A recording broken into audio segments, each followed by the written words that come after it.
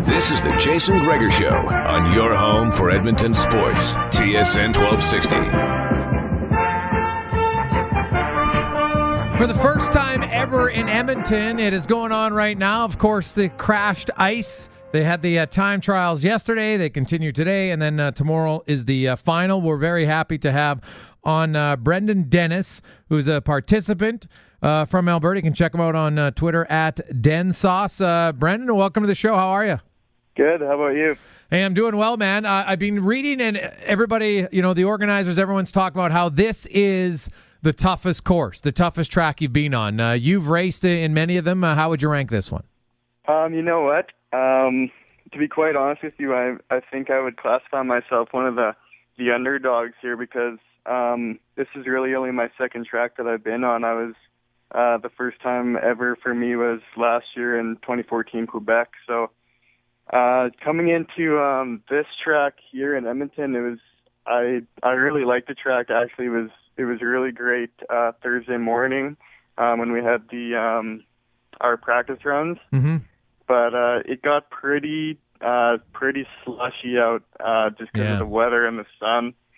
But I really like this track. I like the features on it. I think my favorite one is probably the big floater kicker. It's about 15 feet high, so I like getting in the air and how it feels. So now, what are your competitors saying? Like, is this one steeper than most tracks? You know what? It's steeper in certain sections. You'll gain a lot of speed, but again, you'll slow down, kind of taking the corners. Now, Brent, did you what level of hockey did you play up to? Because I'm assuming you must have skated, rather than just put on the blades to become a crashed ice competitor.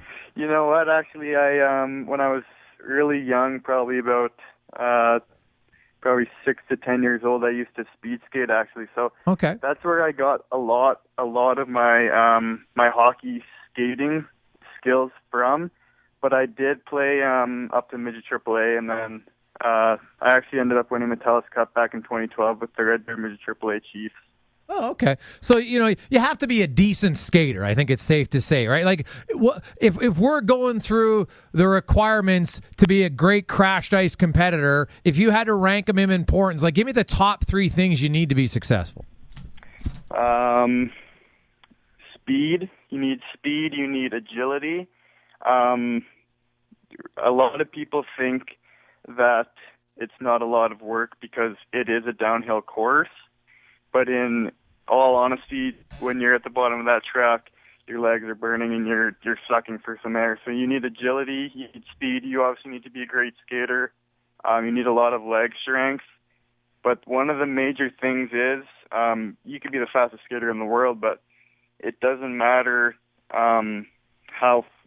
it does matter how fast you are, but it's very technical coming over those jumps, making sure you're taking off at a good speed, being able to maintain your speed, and also landing in the right spot, because there are some downhill slopes that you'll land on.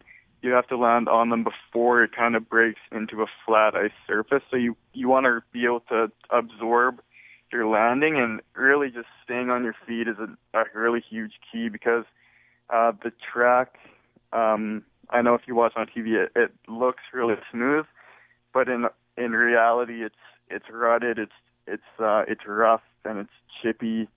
So you really have to be able to stay on your skates.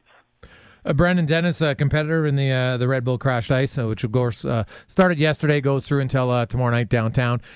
How do you practice? Because, do you make your own tracks? Where do you guys practice so you can get better?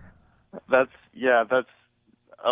get that question a lot. That's the biggest problem, is there are no permanent tracks. Red Bull spends a lot of money to build these tracks. It takes about a month to get it ready, and they take them right down.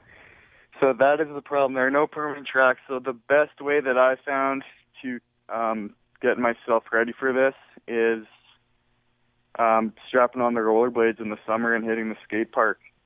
Oh, okay. That's really the only way that you can mimic the feeling of going over the crashed ice jumps.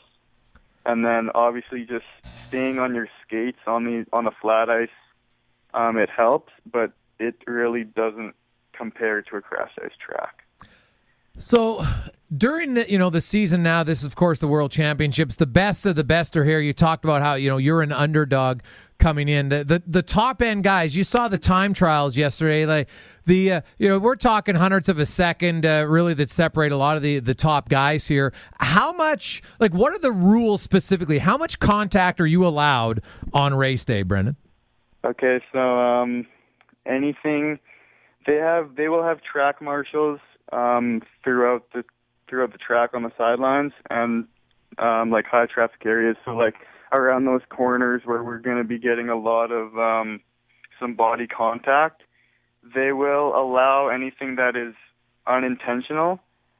But if you like purposely like literally push somebody out of the way, they will disqualify you. Okay.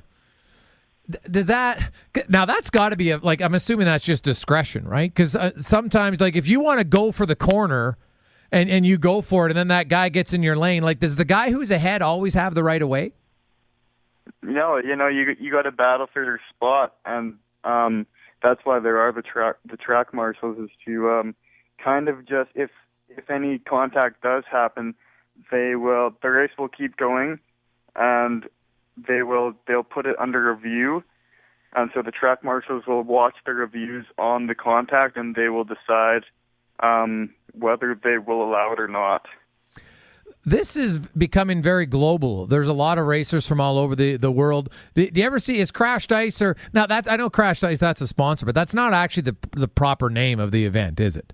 No, it's if you want to get all technical, the sport is ice cross downhill. Okay.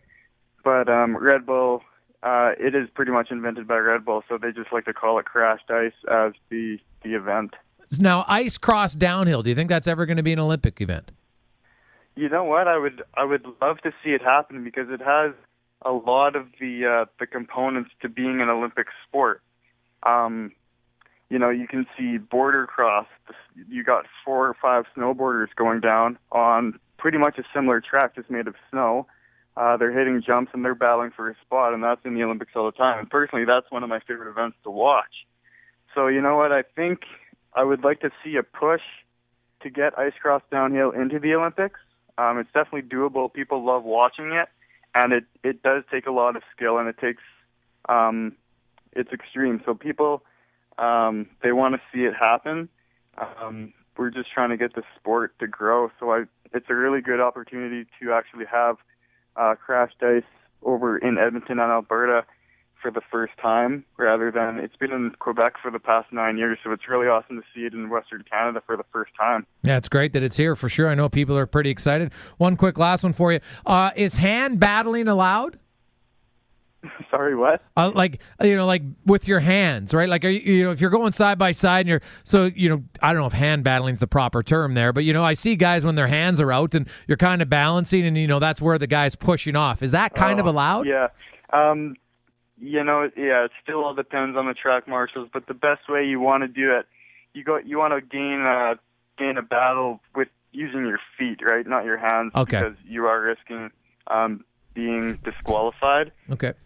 But yeah, the best way to battle for a spot is just trying to get in a stride where some guys might not be able to, like say on the uphill or some of the obstacles that are tougher to get a stride on, like when you have to basically have both your skates on the ice to maintain your balance. Brendan, so I guess, yeah. Yeah, well, hey, man, that explains it. Good luck this weekend. Appreciate your time. Thanks a lot. Brendan Dennis from Crashed Ice Woods. Ice cross downhill. The proper term. Hopefully you enjoy it tonight and tomorrow. We got Millard coming up with the pregame show. Then we'll be back. Craig Button, John Linson, more on Edmonton Sports Leader, TSN 1260.